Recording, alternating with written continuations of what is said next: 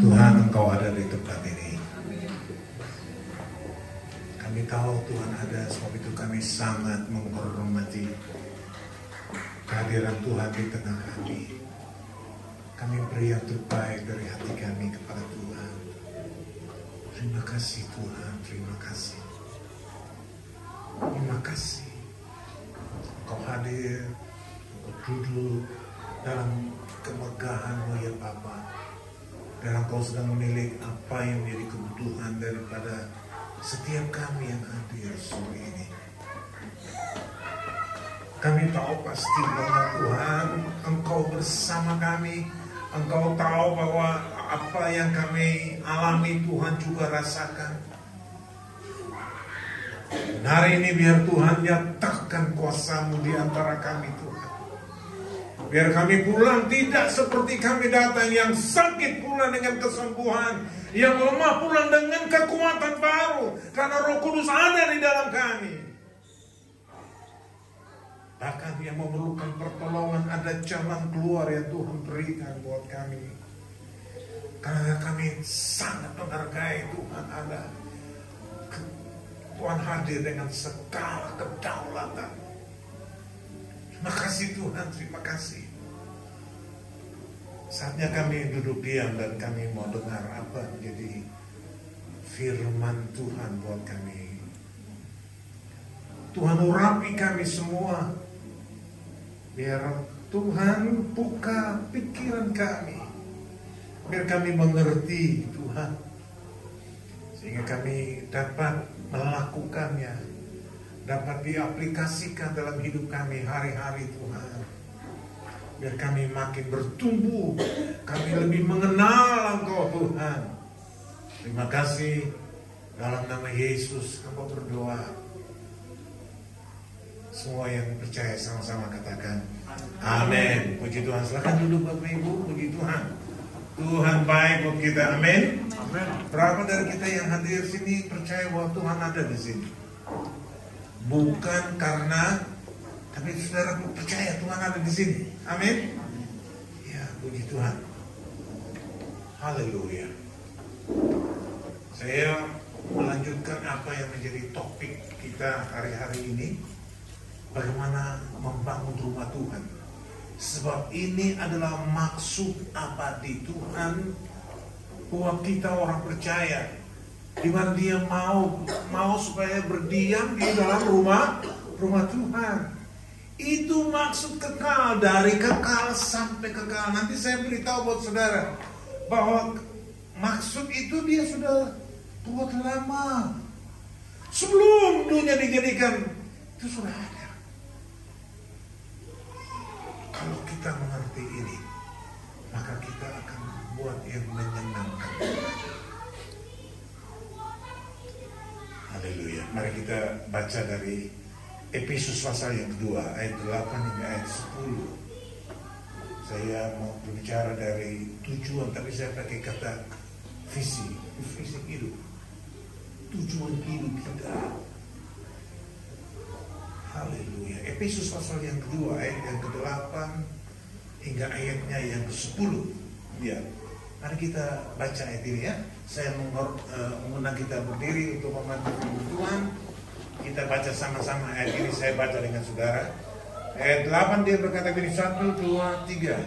Sebab karena kasih karunia kamu diselamatkan oleh iman. Itu bukan hasil usahamu, tetapi pemberian Allah. Itu bukan hasil pekerjaanmu. Janganlah orang yang memegahkan diri. Karena kita ini buatan Allah, diciptakan dalam Kristus Yesus untuk melakukan pekerjaan baik yang dipersiapkan Allah sebelumnya. Ia mau supaya kita hidup di dalamnya. Puji Tuhan. Terima kasih. Silakan duduk Bapak Ibu. Iya. Bisa kita tinggal visi hidupnya, tujuan Tuhan, tujuan hidup kita. Maksud saya begini, kalau kita ini diselamatkan Tuhan, berarti Tuhan punya tujuan dong. Tuhan selamat kita untuk apa? Ada banyak orang tidak tahu tujuan hidupnya.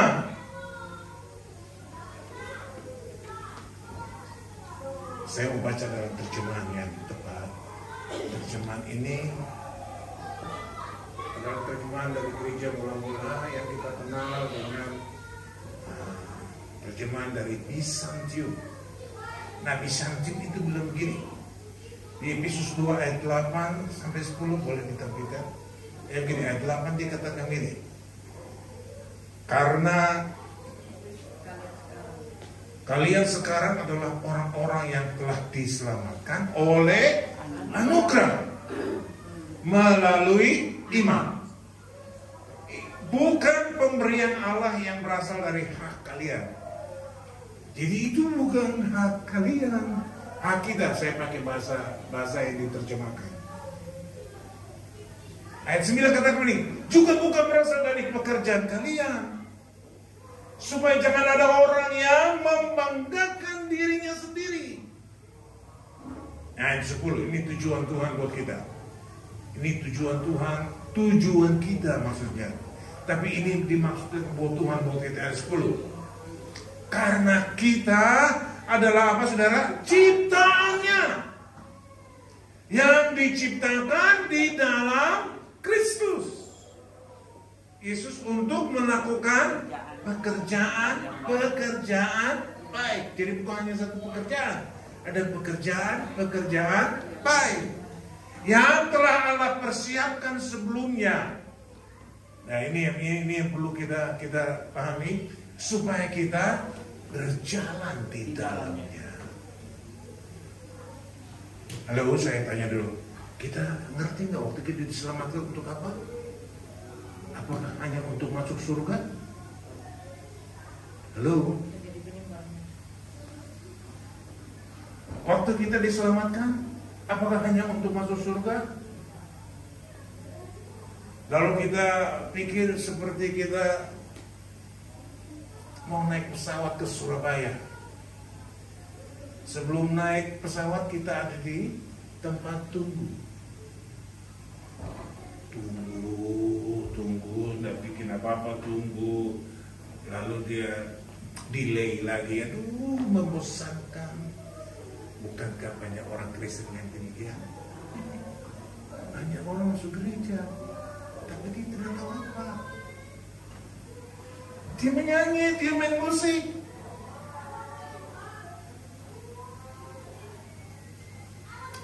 Tuhan tolong kita.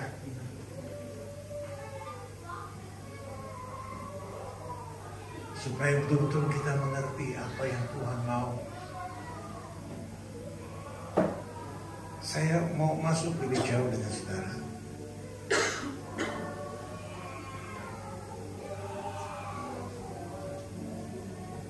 Ya, pekerjaan baik apa yang Tuhan mau buat kita? Ya, lanjutnya.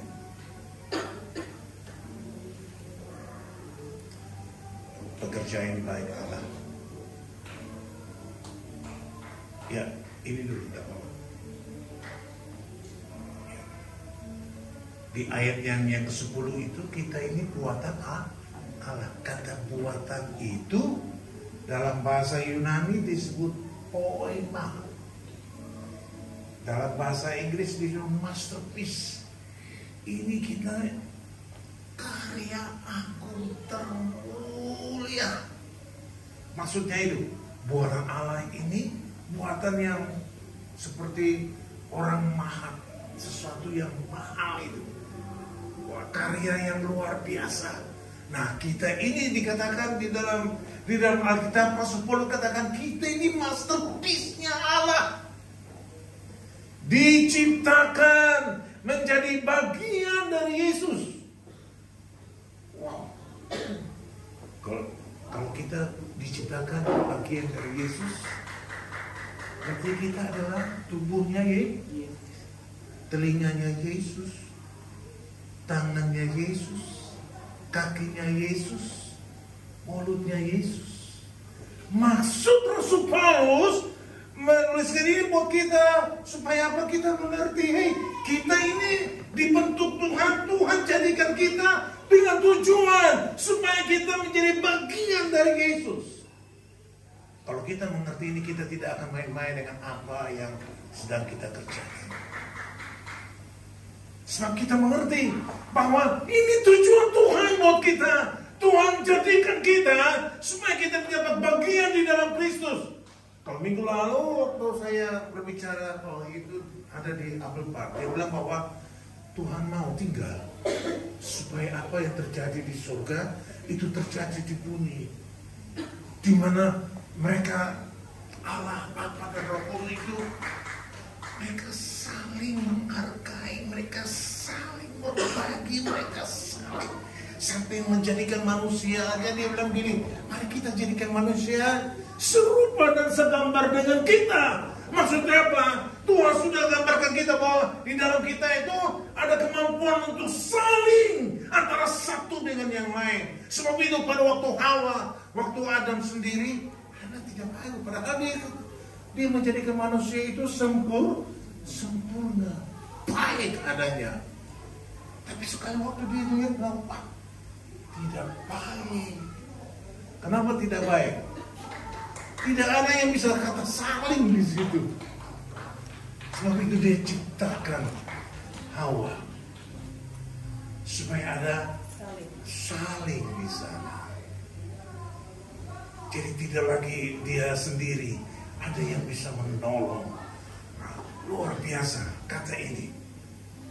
Ini yang Tuhan mau buat kita. Ya, kita lanjut aja. Ya, untuk melakukan pekerjaan-pekerjaan baik yang sudah disiapkan sebelum dunia dijadikan. Nah, Tuhan mau kita berjalan. Ada jalan yang sudah disiapkan. Dia mau supaya kita kerjakan sesuai kehendaknya. Nah, sekarang pertanyaan ini datang buat kita. Pekerjaan baik apa? Di mana kita dibuat Allah di dalam Kristus. Kita sedang berbicara dari membangun rumah Tuhan. Amin. Kita sedang berbicara dari bagaimana membangun rumah Tuhan. Nah, di dalam konteks ini Rasul Paulus melihat jauh buat kita. Oh, buatan Allah kita di dalam Kristus itu ada 3 hal. Ada 3 hal yang saya mau bagi buat kita. Yang pertama adalah tubuh Kristus. Kita ini supaya kita dijadikan apa? Tubuh Kristus. Sama saja sebenarnya. Cuma penggunaannya ya. Tubuh Kristus. Yang kedua, keluarga Bapa.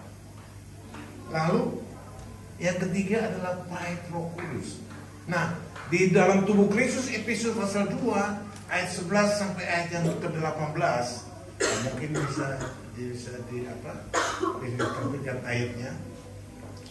Efesus pasal 2 ayat 11 sampai 18. Kita ini bagian dari tubuh Kristus.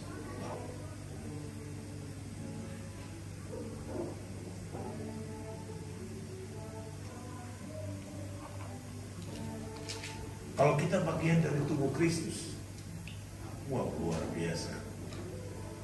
Waktu kita menjadi bagian dari tubuh Kristus, tadi saya beritahu bahwa ada yang menjadi tangannya Kristus, ada yang menjadi kaki-kakinya Kristus, ada yang menjadi mulut, ada yang menjadi mata, sehingga dapat memperlengkapi tubuh itu. Haleluya. Di Efesus pasal 2 ayat 11 sampai 18 dikatakan bahwa ayat 11 karena itu ingatlah bahwa dahulu kamu sebagai orang-orang bukan Yahudi menurut daging yang disebut orang-orang tak bersunat oleh mereka yang menamakan dirinya sunat, yaitu sunat lahir ya, yang dikerjakan oleh tangan manusia. Bahwa waktu itu kamu tanpa Kristus tidak termasuk kewarganegaraan Israel dan tidak berbagian di dalam ketentuan-ketentuan yang dijanjikan, tanpa pengharapan dan tanpa Allah di dalam dunia. Tetapi sekarang di dalam Kristus Yesus, kamu yang dahulu jauh sudah menjadi dekat oleh darah Yesus. Luar biasa. Ya, kita baca ayat Karena dialah damai sejahtera kita yang telah mempersatukan kedua pihak dan yang telah merubuhkan tembok pemisah, yaitu perseteruan. Kita lanjut ke ayat 18 saja. Karena oleh dia kita kedua pihak dalam satu roh beroleh jalan masuk kepada Bapa. Nah, ini luar biasa. Jadi buatan Allah buat kita adalah pertama menjadikan kita ini tubuh Kristus, di mana Tuhan berdiam dengan luar biasa. Kita bisa menikmati sampai kita menjadi tubuh Kristus yang baik, sesuai dengan apa yang Tuhan mau. Nah, saudara, ini semua belum sempurna. Kita semua ada dalam proses. Kalau minggu-minggu lalu kita melihat bahwa batu galian itu dipersiapkan dulu di luar. Disiapkan, betul-betul disiapkan. Sehingga pada waktu dibangun tubuh Kristus itu tidak ada yang berbunyi. Palu pun tidak berbunyi. Dia punya alat-alat besi pun tidak berbunyi. Disiapkan, dan kita semua sedang disiapkan. Nanti kita akan melihat siapa saja yang menyiapkan kita. Itu penting.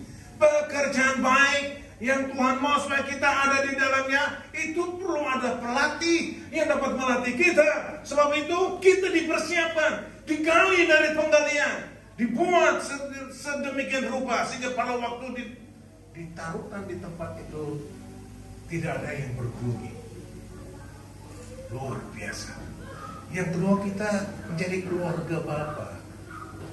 Kalau kita baca di ayat 18, 19, mungkin Bapak Ibu baca di rumah aja. Dari Efesus pasal 2 ayat 18 sampai 19 dikatakan bahwa kita ini menjadi bagian, Yesus menjadi yang sulung, dan kita adalah saudara-saudaranya. Kita menjadi keluarga Bapa. Wow. Menjadi keluarga Allah. Saudara, untuk menjadi keluarga Bapa, Yesus harus mati di salib, mengorbankan, dia menanggung semua. Saudara, keselamatan kita ini luar biasa loh. Saya menjelaskan buat beberapa jemaat yang ada, saya beritahu buat mereka begini, keselamatan kita memang cuma-cuma, tapi pengorbanan yang luar biasa. Siapa yang bisa pindahkan kita dari maut datang kepada hidup? Siapa yang bisa? Di Injil Yohanes 5 ayat 24, kita dipindahkan waktu dia mati. Saudara, waktu dia mati, dia menanggung semua dosa kita, semua pemberontakan kita, semua penyakit kita. Terjadi pertukaran luar biasa di salib. Sebab itu Alkitab pada waktu siapa yang percaya kepada dia dan menerima dia sebagai Tuhan Yesus diselamatkan. Waktu kita diselamatkan, dipindahkan dari maut, datang kepada hidup. Yang pindahkan siapa? Tuhan luar biasa. Pindahkan kita dari maut. Pindahkan, dan tadi tujuan kita sudah ke Hades, mati, neraka. Dipindahkan kepada hidup. Dan hidup itu hidupnya Tuhan. Itu ada di dalam kita. Bahkan lebih dari itu, saudara, kita dianggap jadi keluarga. Luar biasa. Hingga waktu kita dulu orang mau menghadap Bapa harus setahun sekali itu pun hanya imam besar. Kalau kita kapan saja, di mana saja, kapan kita berteriak Bapa, rasanya dia dekat dengan kita. Rasanya waktu pergumulan kita orang tidak tahu, tapi waktu kita teriak buat Bapa, rasanya Bapa turun.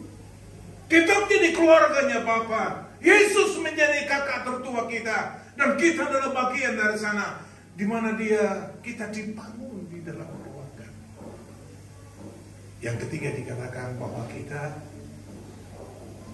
adalah batu-batu bait Roh Kudus.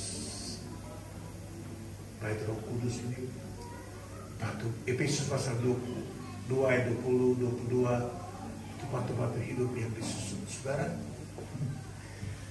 mungkin kita ada jadi batu, tapi batu yang dibawa.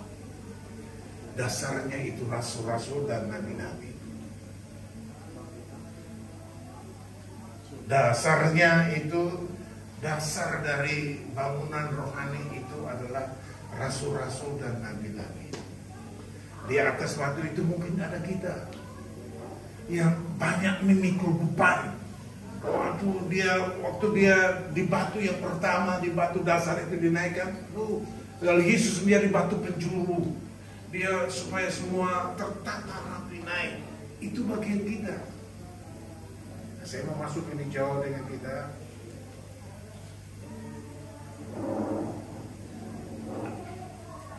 Tadi kita melihat bahwa kita dijadikan ada 3 metafora. Metafora itu sesuai dengan, hampir sama dengan yang asli. Kita menjadi anggota tubuh Kristus. Kalau kita menjadi anggota keluarga Allah Bapa, kita menjadi batu hidup. Nah, kesimpulannya seperti ini. Jadi kita diciptakan untuk menjadi bagian yang unik dalam rumah Tuhan. Kita menjadi bagian yang unik dalam rumah Tuhan. Kenapa unik? Sebab ada yang menjadi jendela, ada yang menjadi pintu, ada yang menjadi bagian-bagian itu.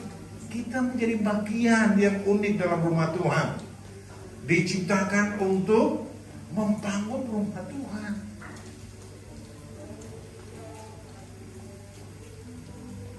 Dan kita hidup di dalam rumah Tuhan itu untuk selama-lamanya. Raja Daud, dia berkata begini bahwa aku mau ada di dalam rumah Tuhan sepanjang masa. Ini yang Tuhan sedang mau kerjakan. Dia membangun rumah Tuhan dalam kekekalan, di mana kita akan ada di sana. Haleluya. Realitanya bagaimana? Pekerjaan baik apa dalam tubuh Kristus? Di dalam Efesus pasal 2 ayat 11 sampai 18 tadi. Dan ialah, saya akan masuk ini jauh bukan saudara, bagaimana pekerjaan itu dibangun, realitanya bagaimana? Nah, realitanya seperti ini. Di dalam Efesus pasal 4 ayat 11 hingga ayat 12 kata gini. Dan ialah yang memberikan baik rasul-rasul maupun nabi-nabi, baik pemberita-pemberita Injil maupun gembala-gembala dan pengajar-pengajar, untuk memperlengkapi orang-orang kudus bagi pekerjaan pelayanan, bagi pembangunan tubuh Kristus. Kata memperlengkapi itu dengan dia melatih. Di dalam terjemahan itu bukan memperlengkapi atau dia melatih. Kita semua ini batu hidup yang tadinya diambil dari penggalian. Nah, untuk menjadi bangunan rohani yang terbaik, kita dilatih. Kita perlu dilatih. Dilatih oleh siapa? Tuhan sudah angkat itu ada 5 jawatan. Ya, rasul-rasul, nabi-nabi, pemberita-pemberita Injil, pengajar-pengajar, bahkan gembala-gembala. Saudara, kita perlu dihajar oleh para rasul. Orang yang memang dipercayakan Tuhan untuk itu. Untuk apa? Kita bagaimana kita diajar untuk bagaimana kita dasar kekristenan itu yang kokoh, yang kuat. Pada waktu kita diajar, kita betul-betul dapat memberi hidup kita buat Dia. Saya tanya, ini satu hal yang perlu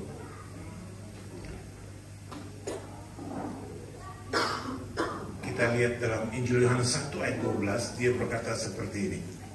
Injil Yohanes 1 ayat 12. Seberapa kita yang menerima Dia sebagai Tuhan dan Juru Selamat, kita diberi apa saudara? Kuasa. Kuasa untuk apa? Menjadi anak-anak Allah. Ini perlu dilatih, sehingga betul-betul kita dapat memperlakukan hidup ini tidak seperti biasa. Kenapa saya katakan perlu dilatih? Karena apa? Banyak hal untuk kita jadi Kristen, kita hidup ya. Bagaimana kuasa yang di dalam kita itu dapat berkarya dalam hidup kita? Bagaimana kita bisa bekerja sama untuk dia tuntun hidup kita. Nah, di dalam kuasa yang bekerja di dalam kita, itu Rasul Paulus katakan itu sudah dipersiapkan berabad-abad lamanya, tertutup. Dari satu generasi pada generasi itu tertutup, tapi sekarang dibukakan. Oh, dia mau tinggal dalam kita supaya dia menuntun hidup kita. Saudara, kuasa untuk menjadi anak-anak Allah. Saya tanya dulu, kuasa untuk menjadi anak-anak Allah, menjadi anak-anak Allah hari ini, apakah betul-betul kita sudah terang menjadi anak-anak Allah? 1 Yohanes pasal yang ketiga, dia katakan gini, belum nyata kita ini anak-anak, belum nyata.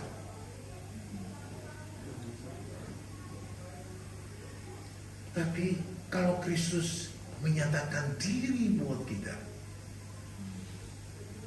baru itu akan nyata. Nah, ini perlu dilatih. Nah, dilatih supaya kita bisa menikmati Tuhan dalam hidup kita. Tuhan menyatakan diri buat kita. Saya tanya buat kita, di rumah tiap-tiap hari Tuhan menyatakan diri buat kita? Halo? Atau nanti waktu di persekutuan ini baru kita alami Tuhan? Tapi di tiap-tiap hari apakah betul-betul Tuhan menyatakan diri buat kita? Kalau Tuhan menyatakan diri, baru kita akan nampak sebagai anak-anak Allah.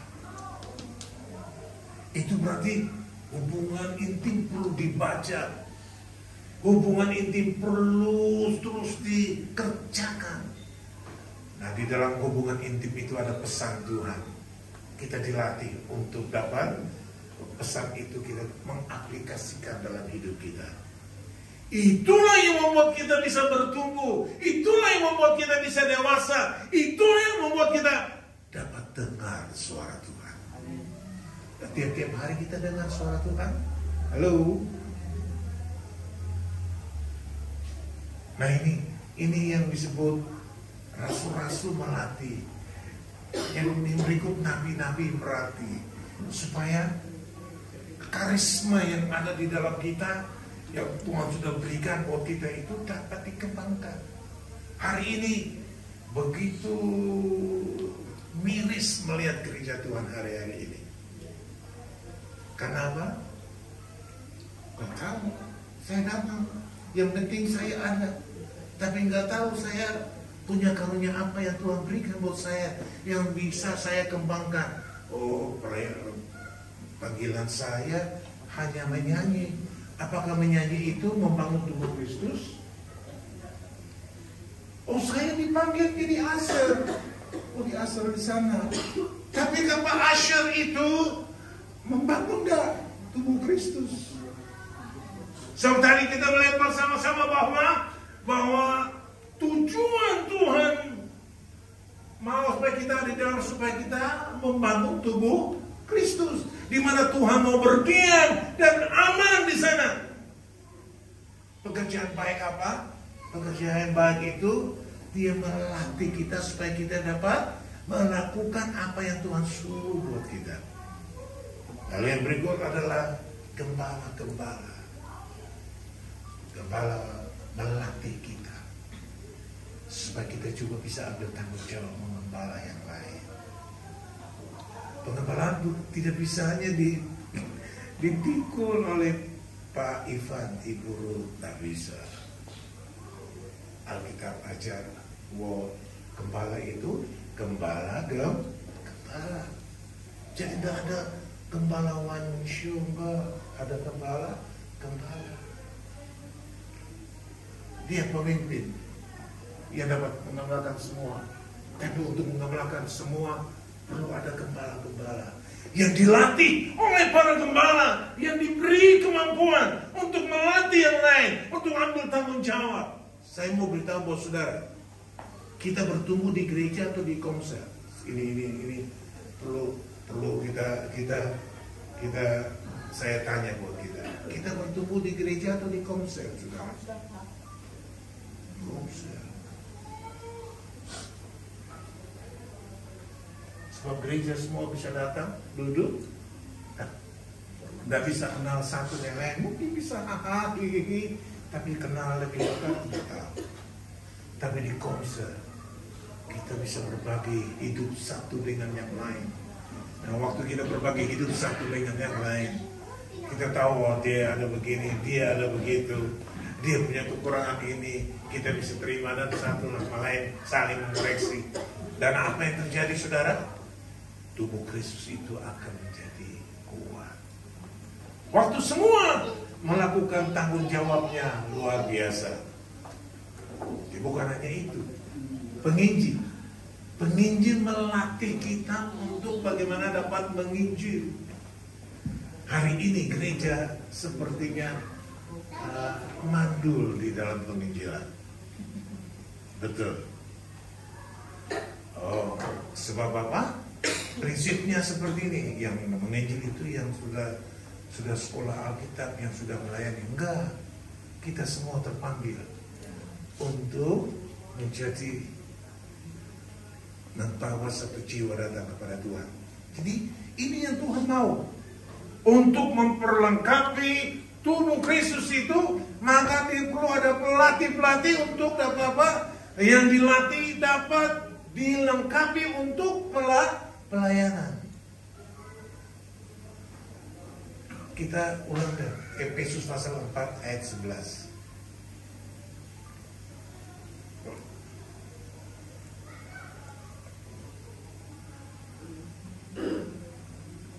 Ayat 11 dan ayat 12.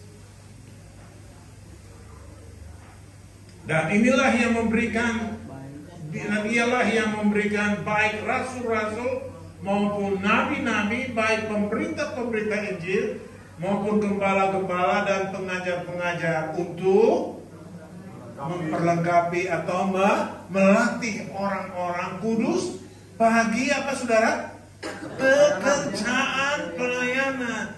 Jadi 5 jawatan itu, baik rasul-rasul, nabi-nabi, pengajar-pengajar, pemberita-pemberita Injil, bahkan gembala-gembala untuk apa, saudara? Melatih kita, memperlengkapi kita supaya kita dapat melayani pekerjaan yang disiapkan buat kita.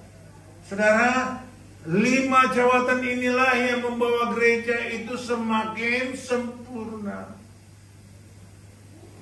5 jawatan inilah yang membuat kita semakin bahkan rapi, tersusun. Tuhan tolong kita.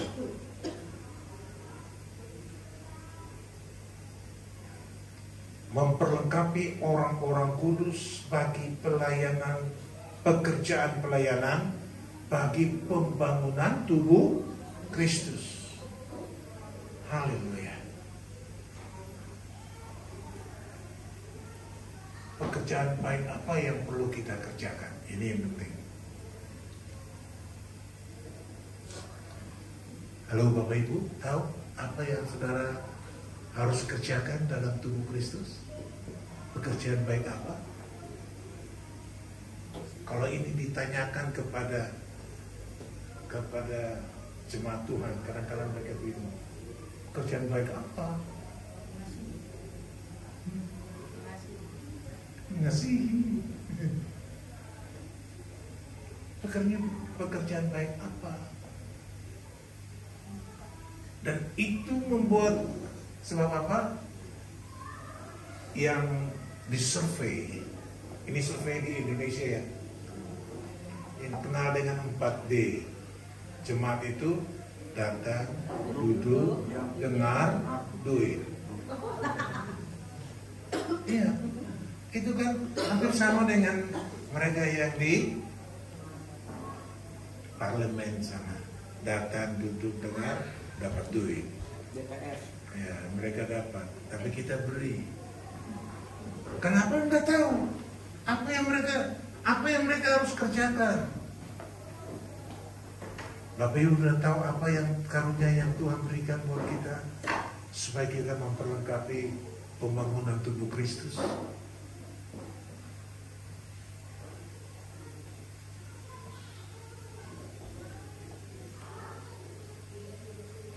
secara organisme. Saya nggak bicara organisasi, secara organisme yang Rasul Paulus lihat adalah bagaimana tubuh Kristus yang berfungsi. Tangan berfungsi untuk apa? Kaki berfungsi untuk apa? Mata berfungsi untuk apa? Nah, di Alkitab, di kitab Efesus katakan begini, ada lima karunia. Itu tadi kita melihat. Lalu ada 7 karunia. Ini perlu dilatih supaya lalu ada 9 karunia. Nah, itu tidak dipermanen dibuat buat perorangan dan yang kita kenal dengan 9 karunia Roh Kudus. Tuhan berikan buat gereja, tapi tidak permanen buat satu orang. Sebab pada waktu Roh Kudus mau bekerja, saat itu dia bisa kerja. Waktu kita tumpahkan tangan buat orang sakit sembuh. Kita bisa berbuat buat orang itu karena Tuhan yang bawa supaya orang ini boleh dibawa kembali kepada Tuhan. Nah, itu yang terjadi, itu perlu dilatih. Nah, memang tujuan Tuhan dari kekal sampai kekal membangun tubuh Kristus supaya kita semua dapat berfungsi dengan baik. Kita bisa dapat memfungsikan karunia yang Tuhan berikan buat kita secara kenyataan. Memang kadang-kadang kita duduk dan kita, karunia saya apa ya? Betul. Sebab kita terbiasa datang dan terus buat begini, buat begitu, tapi kita sendiri nggak ngerti di mana saya Tuhan tempatkan. Betul. Bukan Bapak Ibu saja, banyak orang seperti ini di luar sana, gereja Tuhan. Sebab hari-hari ini Tuhan sedang membukakan ini, bahwa Tuhan mau ada rumah Tuhan, di mana Tuhan mau tinggal di dalamnya. Haleluya. Mungkin ayat terakhir buat kita. Saya teringat ayat ini dan Injil Yohanes pasal yang ke-10 di ayatnya yang ke-28 hingga ayat 30.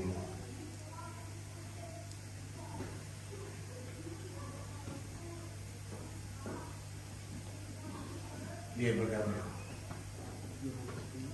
dan aku memberikan hidup kekal kepada mereka, dan mereka pasti tidak akan binasa sampai selama-lamanya. Dan seorang pun tidak akan merebut mereka dari tanganku. Bapakku yang memberikan mereka kepadaku lebih besar daripada siapapun, dan seorang pun tidak dapat merebut mereka dari tangan Bapa. Aku dan Bapa adalah satu. Saya berikan contoh yang kita mengerti. Waktu kita diselamatkan Tuhan, kita ada di dalam tangan Yesus. Dan tidak ada satupun yang dapat merebut kita dalam tangan Yesus. Iblis bisa ganggu gugat kita di sini? Iblis bisa ganggu gugat kita di dalam tangan Yesus. Nah, mau korek-korek kita bisa nggak? Kasih kita penyakit bisa nggak? Kita di dalam tangan Yesus. Tidak bisa. Tidak bisa.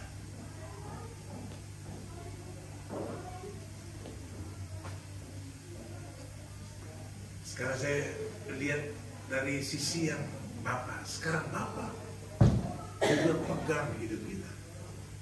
Siapa yang bisa rebut kita di sini?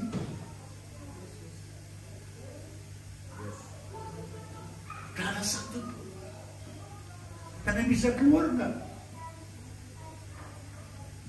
Tangan Yesus nggak ada satupun yang bisa merebut, nggak ada satupun yang bisa ganggu.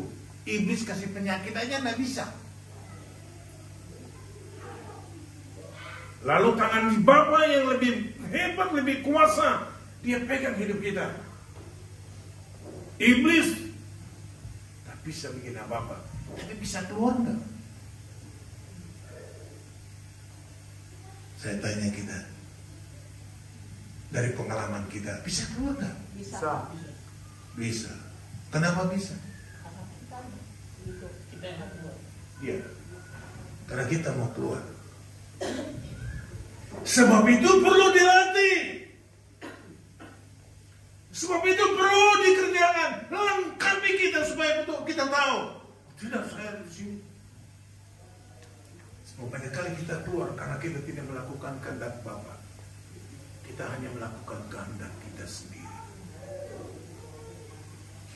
Bagaimana kita bisa membangun tubuh Kristus? Kita bisa terlibat di dalamnya? Tidak bisa. Dengan kata lain begini, selama kita melakukan apa yang Tuhan mau, kita tetap kuat ada di sini. Sehingga kita waktu kita dilatih, ayat 30 yang luar biasa, itu ayat luar biasa. Dia bilang ini, aku dan Bapa satu. Siapa yang bisa rebut? Kita di sini. Tadi pemimpin pujian dia bilang begini bahwa karena kita sudah sampai pada batas,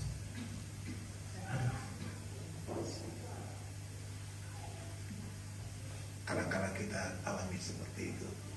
Tuhan izinkan supaya kita bisa melihat Tuhan lagi, lebih percaya Tuhan lagi.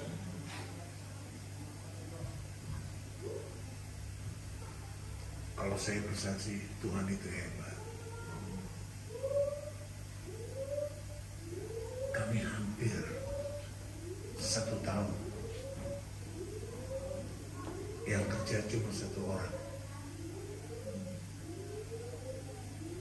Kita hidup 3 orang, 5 orang. Harus bayar rumah, harus bayar kendaraan, harus wira-wiri sana sini. Tuhan hebat. Tuhan hebat. Tuhan hebat. Buat saya mau pulang jauh.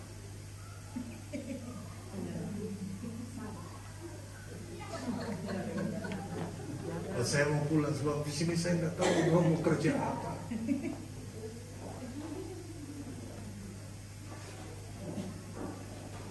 Tapi kalau sampai hari ini kami ada, saya cuma angkat tangan. Terima kasih Tuhan. Itu bukan berarti bahwa saya.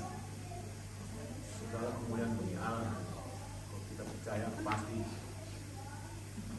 Tuhan pegang. Dia ikut campur tangan.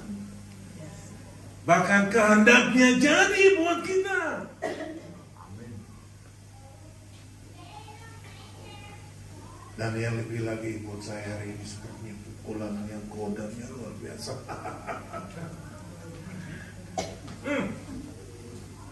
Harus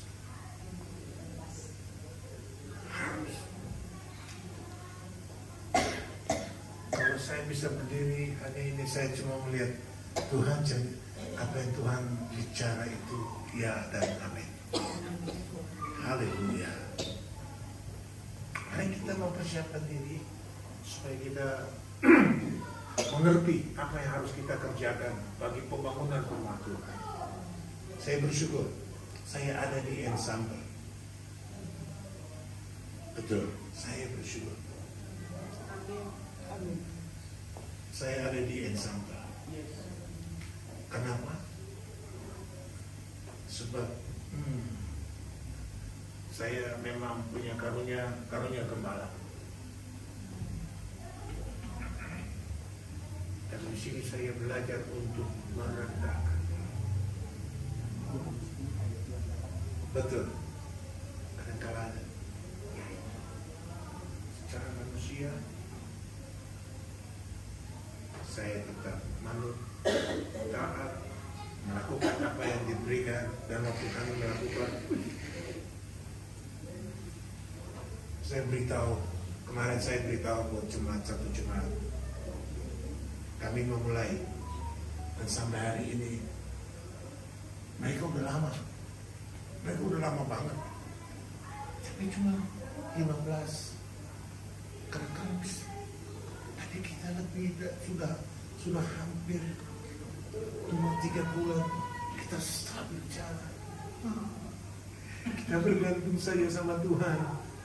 Kita bergantung sama Tuhan. Kami melihat bagaimana Tuhan berkarya.